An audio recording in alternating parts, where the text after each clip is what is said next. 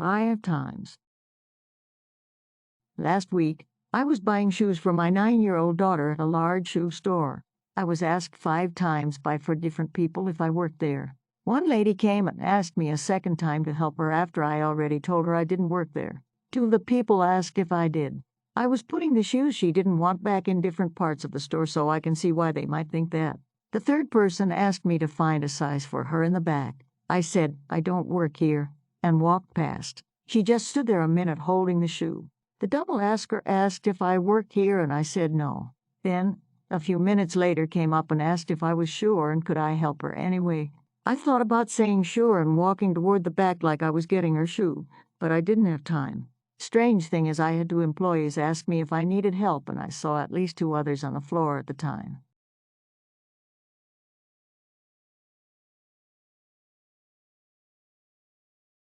I have a van, but no fish. I drive a small, white van, the same size as your average car, carries less than a ton payload. Think VW, Renault, Citroën, etc. You often see them being used as delivery vans, but I got mine because it's the only thing which would fit my dog, a 90 kg Great Dane. It's the day before Good Friday, so I go down to the docks to buy some fish. Our town has a couple of fishmongers and some fish punts, floating shops that sell fish. A wonder and a miracle, there's a parking place in front of one of the punts, so I take it and get out of the van.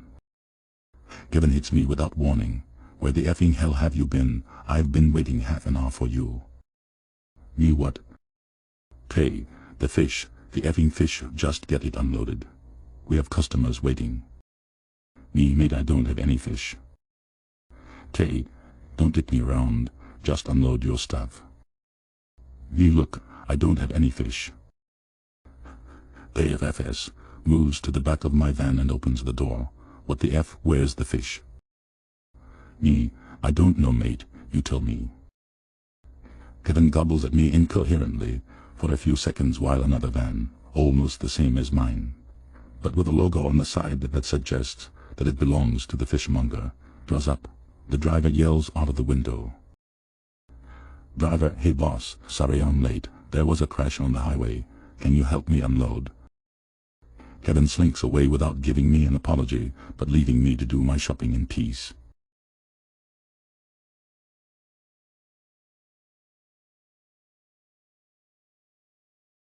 No, lady, not mall cop, actual cop. Okay, so slightly disingenuous title as I'm English, and we don't have mall cops, just regular security guards. Also on mobile, so forgive me. In a former life, a few years ago now, I was a police officer here in good old England. I moved from a team dealing with action-packed 999 calls speeding around in old Ford Focuses, or is that Focusi, and dealing with interesting things, to working in a team that supported a large shopping complex, shoplifting, antisocial behavior, real hard-hitting stuff. The uniform was a white shirt, black tie, and if I was out and about, a stab vest over the top, with one of the big pointy hats too. If I was on a break, though, I'd just put my normal jacket on to cover my shoulder numbers. This was mainly for personal security, so to a casual observer I was just a bloke in a white shirt with a black tie. Cue the moment. I just finished dealing with the paperwork from a shoplifting and had a hankering for a sandwich. I locked my vest and hat away, but left my belt of tools, can of spray, cuffs, and metal stick. England again. I popped a plain black jacket over the top and ventured into the shopping complex in search of a foot-long sandwich specified and acquired. I paid the well-known outlet and ambled to a seating area to mind my own business and chow down. Probably no less than 5 minutes later I clock a woman, the usual type, attempting to buy a sandwich. Now from her big arm gestures I skillfully deduced she wasn't happy. That's not a crime, so back to my sandwich I went. Until, of course, the voices became raised and a hand was slammed on the counter. I tucked the remnants of my sandwich in the bin and ambled over to see what the commotion was. Now working in the team I was a known face in the center, and I enjoy a long sandwich. So the staff knew me and my job, so they relaxed a little, which really irritated the woman. I quickly realized they didn't have the filling she wanted, and she was refusing to take no for an answer. "Is everything all right here?" The woman turns and eyes me over. Now I am in my early 20s at the time, so she makes me for a security guard. Karen, F sick, I don't need security. This little S won't make my effing sandwich. Yeah, okay, firstly, you need to stop swearing. Secondly, I'm a level up from security. She didn't like this. Karen, oh, piss off. I just want my sandwich. She ignores me and goes back to banging her hand on the desk and gesturing wildly at the team behind the counter. You need to stop that. She rounds on me again. Karen, I said, piss off. I know the management here, so F off back to standing around outside Debenhams or I'll get you sacked. Yeah, I don't care. I'm warning you that you need to stop swearing. It's a public order offense. Karen, or what? I just want my effing sandwich, not some jumped-up plastic policeman interfering. F off. Me stop swearing. You are causing a scene, and stop hitting that counter or you'll be arrested. Karen, don't effing tell me what to do. Think you're Billy Big B's, just a wannabe cop. You can't arrest me. Get me your boss now, too. She was slamming her palms on the sneeze guard with each word, and I think I'd been patient enough at that point, so I unzipped my jacket to reveal I am in fact a uniformed police constable. Her eyes widen as she sees the cuffs on my belt. Nope. I'm arresting you under Section 5 of the Public Order Act. The arrest is necessary to prevent injury to others and damage to property. You don't have to say anything, but it may harm your defense, etc. Now, I had no intention of cuffing her. I was twice her size, so not necessary. Instead, I steered her, spluttering, to a table and sat her down as I called for a car to pick us up. After another 30 minutes of her refusing to believe she'd done anything wrong, I eventually gave her a penalty notice to dispose of the matter, so her non-sandwich swearfest ended up costing her £80 instead.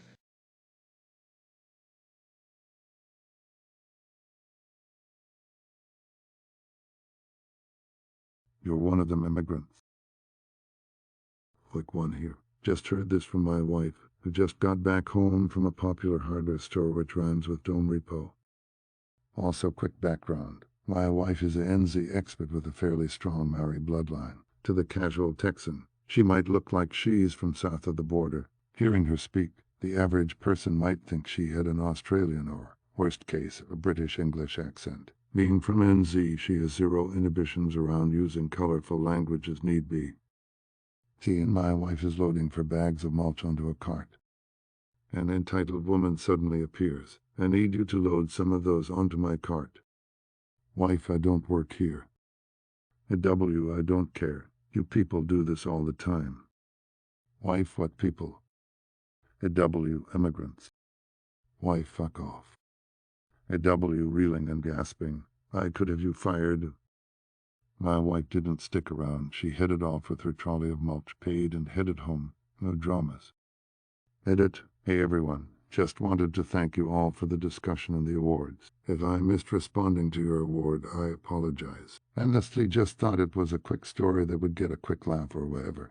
On a different day, my wife might have responded differently. Still disappointing that she had to deal with this at all, as this is the world she knows too well. It unfortunately brought up some shite memories for her. She is doing all right now and is asleep beside me. Edit 2, folks. I'm a bit blown away the attention this has gotten. I've been sharing comments with my wife. Apparently it motivated her to write up her own update to share, so here it is. Thank you for the responses and laughs. I would like to make a couple of follow-up comments. I was up until that point having a good day. As I was loading the bags of mulch on my cart, I was thinking to myself, those early morning CrossFit workouts are actually paying off today. And then it was like someone spat in my Milo. If she had asked me to help her, I would have been more than willing. But the first words out of her mouth were orders. Thinking she had somehow mistaken me for someone who worked there, I told her I didn't. That didn't matter. I will not be treated by chattel. Saying fuck off and walking away is the quickest way of delivering the message and dealing with racist, self-entitled people. You do not engage. They do not have an audience to belittle. As for the term immigrant, the way it's delivered is important. She used it to describe me as someone less than. Yes, she's right. I am an immigrant here. But technically, so is she. She and her forefathers are not indigenous to Texas. It was originally part of Mexico. There is also a Native American history here. She didn't appear to have roots in either category. Regardless, that doesn't give her the right to label me as not belonging. As an analogy, think of every white person in New Zealand or Australia being labeled an immigrant. She had no idea just by the look of me whether I was newly minted second generation third. Racism is everywhere in the world. Yes, even in my homeland, New Zealand. But labeling parts of it, like Hamilton, as a racist town is misdirected. It's people who are racist, not the land they live on. As for performing the haka or pukana, no. I will not waste my precious culture on someone so undeserving of a part of me that is honorable.